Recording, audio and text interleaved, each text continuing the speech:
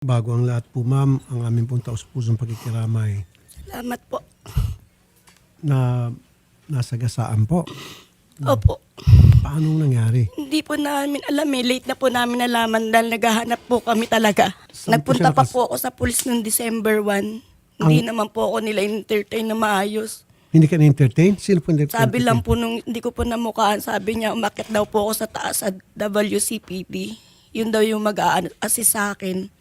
Tapos Okay. sabi naman niya, sa barangay daw po muna. Tapos after Barangay, a week- hindi. Pag sa nasagasaan, barangay, hindi Yun pwede. po sinabi Tapos niya, hindi ko lang po namatay, natanong pangalan. PNP na po yan, hindi na barangay. Sa barangay, pag-aayusin lang kayo. O Tapos- dili kayo, i-refer din kayo sa PNP. Paano po nasagasaan, ma'am, sa inyong pagkakaalam? Sa akin po pagkakaalam, yung nandun po kami sa punerarya, merong mga mababait na tao ron na nakita nila na naglalakad po yung anak ko. Saan po banda? Doon po sa highway ng Guyong Santa Maria po. Highway, ba't naglalakad sa highway? Ano po kasi yung anak ko, sir, nagpapaalam po yan, gusto niya magpahangin, maglakad-lakad. Pero umuwi po yan, sir. Laging umuwi po yan. Pero ito lang November 1, nagtaka ko bakit di pa siya umuwi. So naghintay pa ako kasi minsan 3 days, 1 week po pinakamatagal na umuwi yan, nakarating pa ng Pampanga sa kapatid niya yan. Nawala sa bahay, tapos bumabalik din. Ano po trabaho? Parang namamasyal sa mga lola niya. Anong trabaho po? No, ano? Dati po siyang pintor. Tapos naisipan ko noong December 1, pumunta na po ako sa pulis kasi sabi ng asawa ko, pumunta po ako. So pumunta po, kasama ko po yung apo ko. Sabi ko, sir, magandang hapon. Naghahanap po ako sa anak kong nawawala. A week na po siya nawawala. Sabi niya, ano ba siya? Lalaki. Sabi ko, lalaki po, binata. Ay sige, akyat ka sa WCPD, babae. Tapos pumunta naman po ako, sabi naman ni ma'am sa akin, after a week di pa nakita, balik ka sa akin, barangay hall muna, sila muna yung mag-aano. Tingnan mo na, Women's and Children's, ba't ka doon pinapunta? Ewan ko po, Women's sir. and Hindi ko Children's, nakilala kung kasi. lalaki, hindi dapat. Dapat sa ano yon, sa traffic. Ann, magandang hapon. Ay, magandang hapon po, Senator Raffy Tulfo. Ma'am, Opo. witness daw po kayo doon sa pagkasagasa kay Sir Felix Alteza. Opo. Bali, ayun po, una po muna, lubos po akong nakikilamay dun sa family ng bata. Opo. Yun po, kasi po, actually, that night po, galing po kami sa Santa Maria, Opo. going to Norzagaray, Bulacan. Mhm. And then, nung nasa Guyong na po kami, nakasunod po kami sa trailer. Kasunod po talaga mismo namin sa sasakyan po namin, nakabuntot po kami dun sa truck. Okay. And then, nung nasa gawin na po ng Guyong, meron pong lalaki sa gilid. Nasa passenger side po kasi ako, kaya kitang-kita ko eh. Okay. Meron pong lalaki sa gilid. And then, pagkaraan po nung tractor head, di ba meron pong space na malaki sa ilalim? Okay. Bigla po siyang nag-dive. Which is, nagulat nga po ako. Nag-dive? Nag-dive siya na parang may tubig. Yun, and then nagulungan na po yung gawin siyang niya ng gulong sa likod. Ayun po, may Hindi witness. po ako naniniwala kasi yung anak ko po yan, takot nga po yan masaktan eh. Ang tagal na po yan naglalakad-lakad. Pero inamin niyo po kanina sa staff namin, medyo depressed po raw yung anak niya. Opo, ganun siya. Hindi nagsasalita, kakain, ganun lang, aalis. Pero Kasi ma'am, natutulog po siya. ayoko naman may makulong na tao na wala naman talagang kasalanan. Isipin niyo rin po yung driver niyan, may pamilya din po yan. Opo. Paano ma'am kung makukulong siya na hindi naman niyang kasalanan? Maawa din po tayo sa kanya. Opo. May pamilya din po yung driver, may anak din po yan. Opo. Di ba ma'am? Miss Ann, nagpa-interview na kayo sa PNP tungkol dito? Nakausap na kayo? Yes po, nagkaroon na rin po ng ingest before eh. Okay. Tawagan na rin po ako. Nakausap na po ako ng fiscal, yun po. So may kaso na po ito sa korte. Opo. Yun po yung pagkakaalam ko kasi nag-video call na po sa akin. Hindi po kasi ako makapunta dahil masailan po yung pagbubuntis ko ngayon. Anong oras po Opo. yun ma'am, yung pangyari sa Yun po, Saan before nakita 12 po siya eh. Bago po mag-12. 12 ng tanghali, ating gabi po? Ay, hating gabi na po. Gabi na po. Paano nyo nakita kung hating gabi na? Madilim. Siyempre po, may ilaw po kami. May ilaw po kami. Kitang-kita po namin. Kitang-kita ko po talaga. Magandang hapon po, Sargento Teresa. po, sir. I'm sure na gumawa na kayo ng investigasyon tungkol dito. Yes, sir. Ano pong lumitaw sa inyong ginawang investigasyon?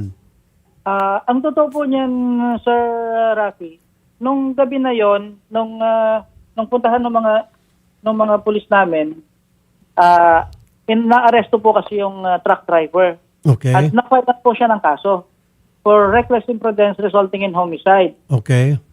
Opo, kasi wala rin po kasi kaming identity ng tao. Hindi namin alam kung sino yung mga immediate family. Kaya ang nag-nominal complainant po dyan, yung investigator on case namin, si Sergeant Joel Dizet. Okay. Nakakulong po ngayon yung driver. Meron na po kasing, nakulong po dito ng, kung hindi po ako nagkakamali, mga 4 days. Mhm. Tapos, dahil po dun sa salaysay ng ating witness, na dumay po yung biktima dun sa ilalim ng truck, ang resolution po nung piskal ay wala pong kasalanan yung truck, kaya nirelease po nila itong tao, dinismiss po yung kaso, at nirelease na rin po lahat, pati po yung sasakyan.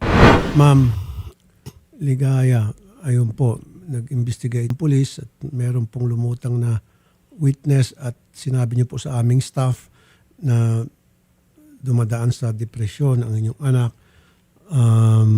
It's a possibility baka wala siya sa tamang pag-iisip at that very moment nagawa niya yung hindi dapat, yung mga ganong insidente. Again, ma'am, pag kilala niyo po ako, Opo. makulong ang dapat makulong. Pero kung yung tao naman ay walang kasalanan, kawawa naman din, may pamilya po yan. Na-dismiss na po, Sarge? Yes, Sir Rafi, dismiss na po yung kaso. Okay. At yan po, siyempre pag korte, hindi ako may kialam. Nag-decide na po yung korte, yung piskalya, hindi tayo pwede makialam dyan. Okay. Now, ang magagawa ko ng tulong, ma'am, nakaburol, pupunta ako sa burol at tutulong kami. Ako na pong bahala sa palibing. Salamat po. Opo. Bayaran ko po yung punerarya at magbigay din po ako ng tulong sa inyong personal. Salamat po, sir. Johnny Garrett, Yes po, Senator. Magandang hapon po. na-dismiss Yes, na ng piskalya. Nabasa ko rin po yung resolution ng ating inquest po, Senator. No? So, siguro po, Senator, para po makatulong ako mapanata yung load ng ating complainant. At baka panigurado na tama itong inquest resolution, Senator. What stands out to me is yung tinatawag nating strike marks kung saan tumama yung truck doon sa tao. It would really show, Senator, na sa rear wheel set or yung huling mga gulong ng truck ang tumama sa kanya.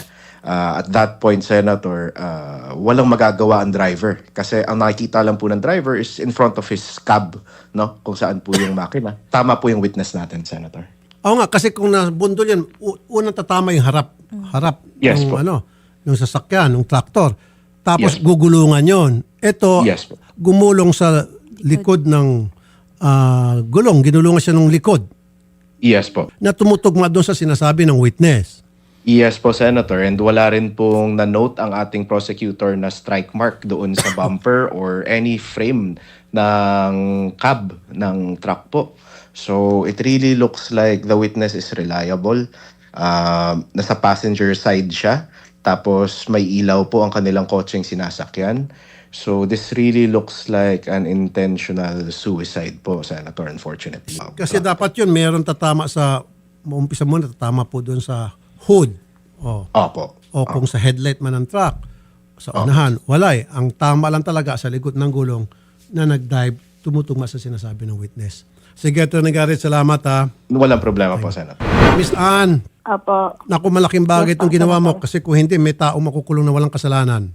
Miss Ann, Opo, okay. sobrang laking bagay. Sobrang thank you, Miss Ann ha. Mabuhay po kay Madam. Thank Okay you po. Salamat God din bless po. God bless po. Ang sinabi ko, sagutin ko na yung bayad sa punerarya, burol, pati Salamat pagpapalibing. Okay? Punta ko kay Edith. Sagot ko po lahat yan, ha? Salamat po, sir. Wala ka naman po, ma'am. Thank you po, ma'am.